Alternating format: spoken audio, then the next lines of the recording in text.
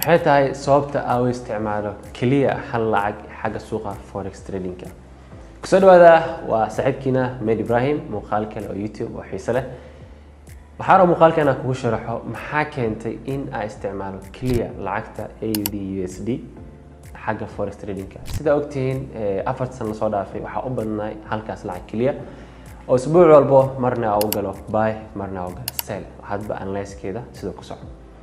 runtii fikirka keentay lacagtan in ama hal lacag inaad trade waxay ahayd waagi hore waxa sameyn jiray in lacagaha listing badan isku dulmari jiray taasoo keenay jirta in jahwareer badan iga imaado xagga trading-ka waxa keenaysa in setups badan ay misgareeyo sababtoo ah ma jirto lacag gooni ah ay isha ku hayo waxa laga yaabaa GBP NZD in ay isha ku hayo then GBP AUD aflanqay in setup isiiso trading saas uu ku dhaco waxaana dhacday in badan emotions xagga ka soo dhaxlo in GBP NZD aan trade bixin aan la aado then trade ka galo aan lose garay why because trade kale horu aan lose garay ayaa markaas dhaaf marka waxa la yimaaday qorshe ah ama nidaam ah in lacagahan badan iska yareyn karo then lacag yar oo kooban markaas inaad trade gareyn karo waxa meeshaas imaaday marka in lacagaha aan fiiriyo midda ugu haboon oo markaas trading styles-keeda fit gareynayso rules-keeda inta badan markaa siin karto waxaana markaas helay lacagta AUD USD inay tahay lacagaha ugu fiican ee istaraatiijiyada ku shaqeyso rules-kana si complete ah waxyaabaha kale markaas lacagta aan ku jeclaado waxay tahay in aan isticmaali karo stop loss series waliba aan u weynaysan karo losses-ka remember khasaaraha waxa laga xisaabiyaa sida rasmiga yani percentage ahaan inta khasaari doonto xagga percentage-ka laga fiiriyo ee ma ahan pips-ka ama losses-ka waxa isticmaali kartaa losses yar sidoo kale waxa khasaari kartaa pips badan waxa isticmaali kartaa maxaa la yiraahdaa stop loss weyn waxa yani losses yar hadana still wax badan khasaari kartaa marka taas u soo yaree waxa isticmaalaa losses weyn then stop loss-ka yar yahay si markaas maxaa la yiraahdaa moves-ka AUD USD bixinayso aan ugu qaato inta markaas istaraatiijiyada ka bixisa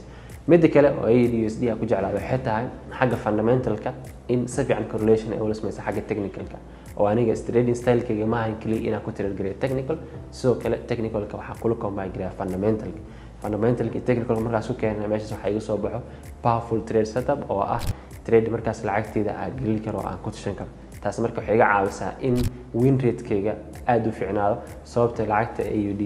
inta badan waxay sameysaa in ay raacdo fundamental-ka markaas ama xaaladda suuqa sentiment markaas suuqa uu ku jiro taasna waxay keentay in trading-kayga yani natiijadiisa kor inay aado waliba losses-kayga in markaas aad u yaraa waxyaabaha kale oo lacagtan aan ku jeclaado waxa kamid ah waxaa jirtay oraah aan aqbalay forex taasoo ah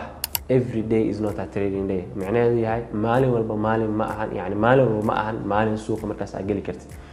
taas marka waxay iga keentay in AUD USD clear ka focus gareeyo setup-yada high profitable-ka ah ama high probability ah si markaas profit-kayga yani u badiyo loss-keena uu yaraado taas marka waxay iga caawisay in yani hal lacag isha aniga ku haynayo in markaas aan la imaan nidaam ah in maalin walba suuqa aan geli karin oo aan la imaado maalmo gooni ah oo markaas setups-keeda si powerful bixinaa 80% markaas aan ku tashan karo remember haddii aad qaadatid 10 trade oo rules-kayga aan raacayo waxaa laga yaabaa in clear ku khasaartay hal trade ama laba trade taas waxay ku siinaysaa marka in ay haystid 80 to 85% win rate xagga istaraatiijiyada laakiin su'aasha xigta waxay tahay nidaamka adiga ku trade gareynaysa halka lacag markaa focus gareynaysid ma laga yaabaa in maalin walba trade ay heshid jawaabtu waxay tahay maya macnaheeduna waxay tahay maalin trade-daadan helayn waxaa ka badbaadaysaa in stop loss si maalayacni markaas aad u qaadatid sidoo kale waxa ogaanaysa lacagta xilliga ay shaqeyso xilliga aysan shaqeynin xilliga ay dhaqaaqdo xilliga markaas lacagta aysan dhaqaaqin adiga maalin walba ishaada ku haay back testing sameynaa 2 sano soo dhaafay 3 sano soo dhaafay marka dad inta badan waxa ku jira hungurweyne oo ah in lacag walba oo socota trade gareeyo qof walba ay weydiisay ama nafta hadii aad ku weydii lacag walba markay socoto hadii aad trade gareysid ama aad soo trade gareyn jirtay maanta natiijada intay taagantaa akoonkii aad gadatay bishii hore markay sanadkii bilaabanay hadda ma haysaa waa ma jawaabta so maxaa ku diidan marka in waqti aad gelisid waxa ku shaqeynaa kadib aad iska dayso waxyaabaha markaas aan ku shaqeynin maxaa diiday in naftaada aad hogaamisid discipline u yeeshid si markaas results-ka aad rabtid ama baabuurta ama gaariga ama gabadha qurxoon markaas aad u heli kartid waxaasoo dhan waxaa kuu fududeyn kara in nidaam aan raac nidaamka markii lasoo hoosgalo nidaamka waxyaaba badan ku tiirsan yahay si inaad hal lacag kaliya aad trade gelisid waa meesha ugu muhiimsan oo qofka trader-ka ah markaas la rabo inuu focus gareeyo muhiim ma kaliya hal lacag inaad trade gelisid laba lacag aad trade gartaa laakiin ugu badnaan 3 lacag laga maro inaad taag mid kale oo AUD u trade gareeya ama halka beer oo AUD u trade gareeya waxay tahay in aan aaminay lacagaha volume ku socdo ama volatility ku socdo in ay u design gareysan yihiin traderska kale ee greedy sameynaya in markaas suuqa lagu lagu baabi'iyo sida gold oo kale hadda fiirs dad badan waxa arkaysa lacagta gold trade qof walba forex cusub wuxuu isha ku hayaa lacagta gold wuxuu ku leeyahay gold nolol ka sameyn karaa gold wax badan dhaqaaqdo gold maalmo baa la trade gareyn karaa bad jawaabta ama su'aasha markaas waxay tahay goldiga aad trade gareynaysid